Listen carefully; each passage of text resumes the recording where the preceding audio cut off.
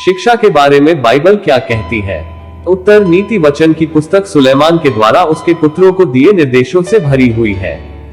पुत्र को इस अनुदेश से शिक्षा प्राप्त करने के लिए प्रोत्साहित किया जाता है और शिक्षा से प्राप्त ज्ञान को जीवन में लागू करने के परिणाम को ज्ञान कहा जाता है। पवित्र शास्त्र में शिक्षा की प्रक्रिया के बारे में बहुत कुछ लिखा हुआ मिलता है और यह अभिभावकों और उनके बच्चों के साथ आरंभ होता है। अभिभावकों को दिए हुए आदेश में उन्हें अपने बच्चों का पालन पोषण प्रभु में करना है। इफिसियों 6:4 और यूनानी शब्द पेडिया पोषण अपने साथ प्रशिक्षण, शिक्षा, निर्देश और अनुशासन का विचार रखता है। जब बच्चे परमेश्वर के बारे में शिक्षा प्राप्त करते हैं, उन्हें बुद्धिमानी से अपने अभिभावकों का सम्मान करने का अवसर दिया जाता है और उस सम्मान का आधार शिक्षा की निरंतर प्रक्रिया और प्राप्त की हुई शिक्षा होती है, जो उसे जीवन में लागू करने से आती है। सुलेमान हमें बताता है कि सभी सच्चे ज्ञान का आधार परमेश्वर का भय है। नीति वचन 1:7 शब्द भय में यहाँ आतंक या दहशत के विचार नहीं पाए जाते हैं, अपितु इसके स्थान पर यह परमेश्वर की पवित्रता और महिमा के लिए भय और श्रद्धा का है और उसे निराश करने या उसकी अवज्ञा करने की अनिच्छा से नहीं है। यीशु ने कहा कि जब हम सत्य को जानते हैं तो सत्य हमें स्वतंत्र कर देता है। यूहन्ना 8:32 भय से स्वतंत्रता सत्य में शिक्षित होने से आती है।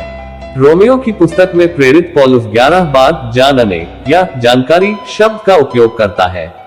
हमें क्या जानना है?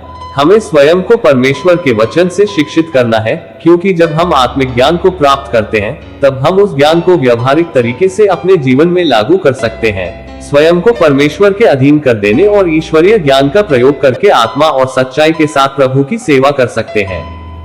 रोमियो 6:11-13 एक पुरानी कहावत है कि हम जो नहीं जानते उसका उपयोग नहीं कर सकते। जब बात बाइबल की शिक्षा के बारे में आती है तब यह सिद्धांत दोगुना सत्य हो जाता है। हमें बाइबल के अर्थों से स्वयं को शिक्षित करना है। हम परमेश्वर के वचन को पढ़ते, अध्ययन, स्मरण करते हैं और इसके ऊपर ध्यान चिंतन करते हैं।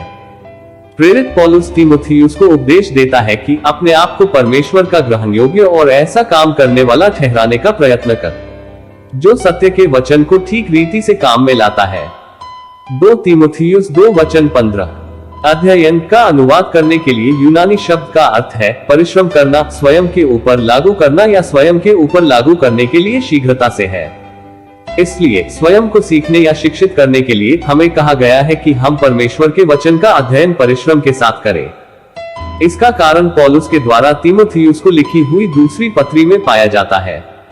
संपूर्ण पवित्र शास्त्र परमेश्वर की प्रेरणा से रचा गया है और उपदेश और समझाने और सुधारने और धार्मिकता की शिक्षा के लिए लाभदायक है, ताकि परमेश्वर का जन सिद्ध बने और हर एक भले काम के लिए तत्पर हो जाए।